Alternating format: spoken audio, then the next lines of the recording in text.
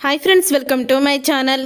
దీపని ఇంట్లో నుంచి గెంటేస్తున్న జ్యోత్స్న నా మనవరాల జోలికి వస్తే చంపేస్తా అంటూ వార్నింగ్ ఇచ్చిన శివనారాయణ. అసలు ఇదంతా ఎలా జరగబోతుంది అనేది ఈ వీడియోలో తెలుసుకుందాం. కాంచన అయితే కార్తీక్తో ఇలా అంటూ ఉంటుంది, ఈరోజు నేను కూడా నాన్న వాళ్ళ ఇంటికి వస్తానురా అని అంటూ ఉంటుంది కాంచన.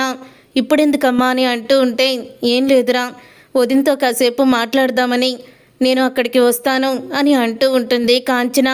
అప్పుడే ఇక అనసూయని, నువ్వు కూడా రా అక్క, మొన్న రాలేదు కదా, నువ్వు వచ్చినప్పుడు మా వదిన్ని పలకరించినట్టు ఉంటుంది కదా, నువ్వు కూడా రా అని అంటూ ఉంటుంది. అనసూయని కూడా కాంచన అయితే ఇక అందరూ కలిసి ఇక శివనారాయణ ఇంటికైతే బయలుదేరుతారు. అప్పుడే ఇక దీప బాధపడుతూనే ఉంటుంది. కానీ కార్తీక్ అయితే దీపతో ఇలా అంటూ ఉంటాడు, చూడు దీప, నువ్వు ఇలా బాధపడుతూ ఏడుస్తూ ఉంటే అందరికీ కూడా అనుమానం వచ్చేస్తుంది, కాబట్టి నువ్వు కొంచెం సేపు ఓపిక పట్టు అని అంటూ ఉంటే, నా వల్ల కావడం లేదు బావా అని అంటూ ఉంటుంది దీప.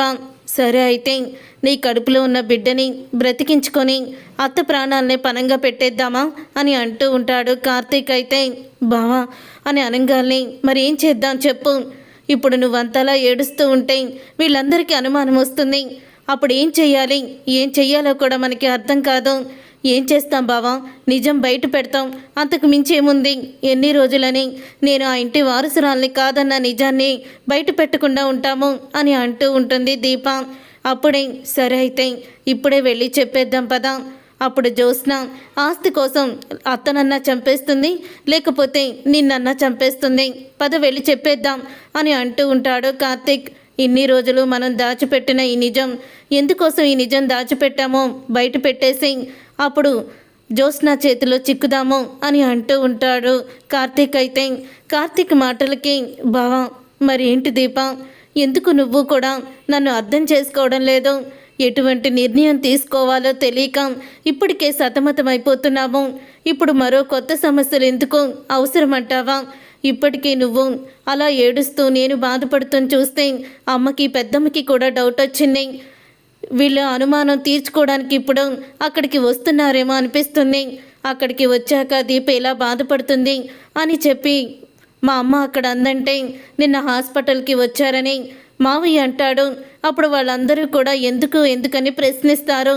ఇప్పుడు ఇదంతా అవసరమా, మనం ఒక నిర్ణయం తీసుకున్నాక డాక్టర్ దగ్గరికి వెళ్ళి మాట్లాడదాం, ముందు ఇంటికి వెళ్దాం పదా అని అంటూ ఇంకా ఇంటికైతే అందరూ శివనారాయణ ఇంటికి బయలుదేరుతారు.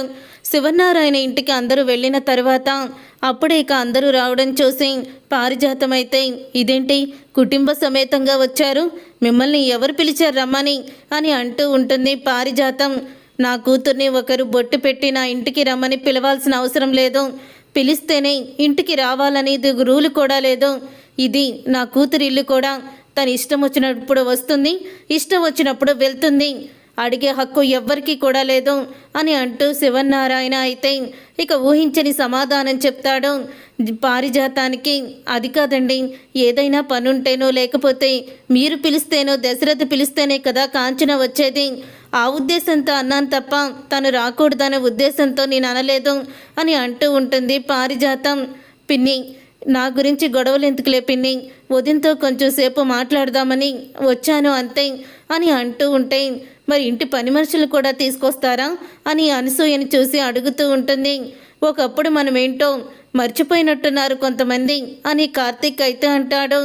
మీరు మేము ఒకటే కదా పారు అని అనగానే, రే నేను నువ్వు ఒకటే అని అంటే మాత్రం ఊరుకోనరే అని అంటూ ఉంటుంది పారిజాతం. ఒకప్పుడు మరి నా స్థానంలో లేనే కదా మీరున్నది అని దీప అంటుంది. ఇప్పుడు మా అత్తేమి మా ఇంటి పని మనిషి కాదు, మా ఫ్యామిలీ మెంబరే, అంతే తప్ప తనేమీ పని మనిషి కాదు, అక్కడ పని చేస్తూ బ్రతకడనో లేదో అని చెప్తూ ఉంటుంది దీప. అప్పుడే ఇక పారిజాతం ఎప్పుడూ కూడా అలా నోటి దురుసుగా మాట్లాడడం తనకి అలవాటైపోయింది. మీరు కూడా అదొక అలవాటని ఆ మాటలు ఏమీ పట్టించుకోకండి, అసలు ఆ మనిషినే పట్టించుకోకండి అని అంటూ ఉంటాడు శివనారాయణ. అప్పుడు ఇక శివనారాయణ అయితే, రే కార్తీక్, మనం బయటికి వెళ్ళొద్దాం పదా అని అంటూ ఉంటాడు. శివన్నారాయణ సరే సార్ అని అంటూ కార్తీక్ అయితే చెప్తాడు. అప్పుడే ఇక శివన్నారాయణ అలాగే కార్తీక్ ఇద్దరు కూడా ఇక బయటికైతే వెళ్తారు. అలా బయటికి వెళ్ళిన తర్వాత ఇక దశరథ అయితే అమ్మా దీప వచ్చేసావా, సుమిత్రకి టిఫిన్ పెట్టి టాబ్లెట్స్ ఇవ్వమ్మా, నేను అలా బయటికి వెళ్ళొస్తాను అని అంటూ ఉంటాడు దశరథ. నేనే కాదు అత్తయ్య వాళ్ళు కూడా వచ్చారు సార్ అని అంటూ ఉంటుంది దీప. ఓ ఆ చెల్లి వాళ్ళు కూడా వచ్చారా, సరేనమ్మా నేను ఒక అరగంటలో వచ్చేస్తాను, నువ్వు సుమిత్రని చూస్తూ ఉండు అని అంటూ ఉంటే సరే అలాగే నేను చూస్తూ ఉంటాను అని అంటూ ఉంటుంది దీప. తరువాత కాంచన అలాగే అందరూ కూడా మాట్లాడుకుంటూ ఉంటారు హాల్లో అయితే కూర్చొని. అలా మాట్లాడుకుంటూ ఉండగా ఇంతలో దీప వచ్చి అమ్మా ఈ జ్యూస్ తాగమ్మా అని అంటూ ఉంటుంది. ఈ జ్యోత్స్న అయితే అమ్మేంటమ్మా అమ్మగారు అని అనలేవా అని అంటూ ఉంటుంది జ్యోత్స్న. అప్పుడు ఇక సుమిత్ర అయితే జ్యోత్స్న అలాగే మాట్లాడుతుందిలే దీప, తన మాటలు పట్టించుకోవద్దు, నువ్వు నన్ను అమ్మ అనే పిలు అని సుమిత్ర అయితే అంటూ ఉంటుంది. అప్పుడే జ్యోత్స్న అయితే ఏంటి మమ్మీ నువ్వు పని మనిషి చేత అమ్మ అని పిలిపించుకుంటున్నావేంటి అని అంటూ ఉంటుంది జ్యోత్స్న. అమ్మ అని పిలుపులో ఎంత ప్రేమ ఉందో నీకేం తెలిసే, నువ్వు కూడా ఒక బిడ్డకి తల్లివయ్యాక అప్పుడు తెలుస్తుంది అమ్మ ప్రేమ ఎంత గొప్పదో, అమ్మ పిలుపు ఎంత గొప్పదో అని. దీప నా కడుపున పుట్టకపోయినా తన పెళ్ళి నేనే దగ్గరుండి జరిపించాను, తను నన్ను అమ్మ అని పిలుస్తుంటే నా కూతురు పిలిచినట్టే ఉంటుంది, నువ్వేమీ అనుకోకు దీప అని అంటూ సుమిత్ర అయితే ఇక జ్యోత్స్నకి షాక్ ఇస్తుంది. అప్పుడే ఇక జ్యోత్స్న అయితే అలా కూర్చొని కోపంతో ఉండగా పారిజాతం అమ్మ అని పిలుపుకేనా లేకపోతే అమ్మ తరపున ఆస్తి కూడా రాస్తావా అని అంటూ ఉంటుంది పారిజాతం. ఏమో పిన్ని ఆ టైం వస్తే రాయాల్సిందే కదా, తప్పకుండా రాస్తాను అని అంటూ పారిజాతానికి షాక్ ఇస్తుంది సుమిత్ర. గ్రాని నేను అంతటితో ఆగిపోయాను కదా, నువ్వెందుకు ముందుకు వెళ్ళి ఆస్తుల దాకా వెళ్ళావు, ఇప్పుడు చూడు వాళ్ళకి లేని ఆలోచనని నువ్వే పుట్టించినట్టుంది అని అంటూ ఉంటుంది జ్యోత్స్న అయితే. ఇంతలో ఇక సుమిత్రకి బాగా దగ్గు అయితే వస్తూ ఉంటుంది. అలా సుమిత్రకి దగ్గు వస్తున్నప్పుడు వెంటనే ఇక వంటగదిలో ఉన్న దీప పరిగెత్తుకుంటూ వస్తుంది. అమ్మా ఏమైందమ్మా, మంచినీళ్ళు తాగు అని అంటూ ఉంటే ఏమై ఉంటుంది, నువ్విచ్చే జ్యూసుల వల్ల అక్కడ దగ్గు వస్తున్నట్టుంది, అడ్డమైన అన్నీ ఇస్తావో, నీకు అసలు బుద్ధి లేదు అని తిడుతూ ఉంటుంది జ్యోత్స్న. ఏంటి జ్యోత్స్న ఊరుకుంటే తెగ రెచ్చిపోతున్నావు, ఇందాకడి నుంచి చూస్తున్నాను, అసలు వదినికి ఆ పనులన్నీ నువ్వు దగ్గరుండి చెయ్యాలి, అలాంటిది నా కోడల్ని చేస్తూ ఉంటే ఇష్టం వచ్చినట్టు మాట్లాడతావేంటి అని కాంచన అంటూ ఉంటుంది. అప్పుడే సుమిత్ర దగ్గుతూ ఇక ఒక్కసారి తనైతే బ్లడ్ అయితే వస్తుంది. అప్పుడు ఇక జ్యోత్స్న అయితే మమ్మీ ఏమైంది మమ్మీ అని తను దగ్గరికైతే వెళ్ళేసరికి ఆ బ్లడ్ కాస్త జ్యోత్స్న చెయ్యి మీద పడుతుంది. దాంతో ఇక జ్యోత్స్న అయితే చిచ్చి ఇదేంటి ఈ బ్లడ్ మొత్తం ఇలా పడిపోయింది నా చెయ్యి మీద, వామ్మో మమ్మీ రోగం ఏమన్నా నాకు వచ్చేస్తుందేమో అని అంటూ జ్యోత్స్న అయితే వెంటనే సుమిత్రని వదిలేసి తనైతే వెళ్ళి చేతులు కడుక్కుంటుంది. అది చూసి కాంచన కోపంతో రగిలిపోతూ ఉంటుంది. దీప చేతి మీద పడుతుంది, కానీ దీప మాత్రం దగ్గరుండి తన చీర కొంగుతో ఇక నోటుకు దగ్గర బ్లడ్ తుడుస్తూ సుమిత్ర దగ్గరే ఉండి సేవ చేస్తూ ఉంటుంది. అప్పుడే ఇక దశరథ వస్తాడు. ఏమైంది సుమిత్ర ఏమైంది అని కంగారు పడుతూ ఉంటే బాగా దగ్గొచ్చిందండి అని అంటూ ఉంటుంది సుమిత్ర. అప్పుడే ఇంకా బాధపడుతూ ఉంటాడు దశరథ. ఇంతలో కాంచన అయితే దగ్గొచ్చి బ్లడ్ కూడా వచ్చిందన్నయ్య. అప్పుడు జ్యోత్స్న చేతికి బ్లడ్ అంటుకుంటే తనేమందో తెలుసా, నాకు అమ్మకు వచ్చిన రోగం వచ్చేస్తుందేమో అని లోపలికి వెళ్ళి చెయ్యి హ్యాండ్ వాష్ చేసుకుంటుందన్నయ్య. దీప మాత్రం తన చీర కొంగుతో బ్లడ్ తుడిచి వదిన్ని దగ్గరుండి చూసుకుంది. అసలు అది నీ కన్న కూతురేనంటావా అని అంటూ ఉంటుంది కాంచన. అప్పుడే పారిజాతం అయితే ఏదో చిన్నపిల్ల కాంచన, దాన్ని పట్టించుకుంటావేంటి నువ్వు అని అంటూ ఉంటుంది పారిజాతం. చిన్నపిల్ల మరి దీపది కూడా తన వయసే కదా, మరి తనకు అర్థం కావడం లేదా పిన్ని, లేకపోతే అర్థమయ్యేలాగా పెద్దదానివి నువ్వు చెప్పాల్సిన అవసరం లేదా, దాని వెనకాలే రోజు కూడా తిరుగుతూ ఉంటావు కదా, చిన్నప్పటి నుంచి నీతోనే కదా అది ఉంది, మరి అలాంటప్పుడు దానికి ఎలాంటి పద్ధతులు నేర్పాలో నువ్వన్నా నేర్పాలి కదా అని అంటూ ఉంటే అప్పుడే ఇక పారిజాతం ఊరు మంగళం ఊరి మీద పడినట్టు ఆ జ్యోత్స్న బానే ఉంది, ఇప్పుడు నన్ను అంటున్నాడు దశరథ అని అనుకుంటూ ఉంటుంది. ఇంతలో ఇక జ్యోత్స్న అయితే హ్యాండ్ వాష్ చేసుకొని బయటికి వస్తుంది. మమ్మీ, దగ్గు వచ్చినప్పుడు నువ్వు ఏం చెయ్యాలి, ఓ క్లాత్ ఏదో ఒకటి పెట్టుకోవాలి, అంతే తప్ప ఇలాగ చేతుల మీద బ్లడ్ అంటుకునేలా దగ్గితే ఎలా కుదురుతుంది మమ్మీ? రేపు మళ్ళీ నీ రోగం మాకు వచ్చేస్తే నీకులాగా మేము కూడా బాధపడాలా అని మాట్లాడుతూ ఉంటుంది జ్యోత్స్న. ఆ మాటలకి ఇక దశరథ అయితే జ్యోత్స్న చెంప పగలగొట్టి, అసలు నువ్వు నా కన్న కూతురువేనా? రోజు రోజుకి నీ మీద నాకు అనుమానం ఎక్కువైపోతుంది. ఆ రోజు శాంపుల్స్ తీసుకొచ్చినప్పుడు డాక్టర్ది తప్పన్నావు, డాక్టర్ది కరెక్టే, నీ రక్తమే తప్పేమో. నువ్వు మా బ్లడ్ రిలేషన్ కాదు, మాకు పుట్టిన కూతురివి కాదు. కన్న తల్లి బ్లడ్ క్యాన్సర్తో బాధపడుతుంటే తన బ్లడ్ చేతికి అంటుకుందని రోగం వచ్చేస్తుందని బాధపడుతున్నావా? ఆ బ్లడ్ వచ్చేటప్పుడు సుమిత్ర ఎంత నరకం అనుభవిస్తుందో, ఎంత బాధపడుతుందో అది చూసి బాధపడకుండా బ్లడ్ అంటుకుందని తిరిగి మీ అమ్మని నిలదీస్తున్నావా? నువ్వు అసలు మనిషివేనా అని అంటూ ఉంటాడు దశరథ. ఇక ఆ మాటలకి జ్యోత్స్న అయితే, ఏంటి డాడీ ప్రతిసారి ఎందుకు నన్నే అంటావు అని అంటూ ఉంటుంది జ్యోత్స్న.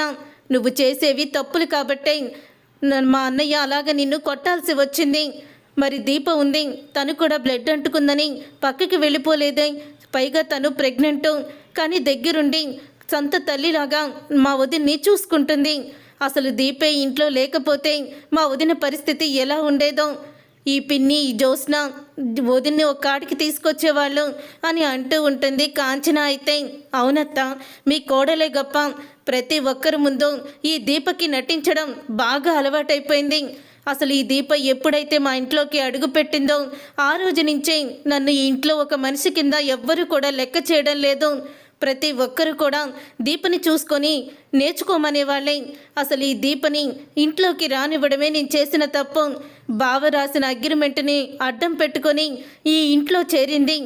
వీళ్ళందరూ డాడీని షూట్ చేయాలనుకున్న ఈ దీపని ఆ హంతకురాలన్న సంగతి మర్చిపోయి అందరూ కూడా దీంతో కలిసిపో అని అంటూ ఉంటుంది జ్యోత్స్న. అయితే ఇక జ్యోత్స్న అన్న మాటలకి అప్పుడే ఇక, అవును, దీపలాగా నువ్వెప్పుడూ కూడా మీ మమ్మీని ప్రేమగా చూసుకోలేదు.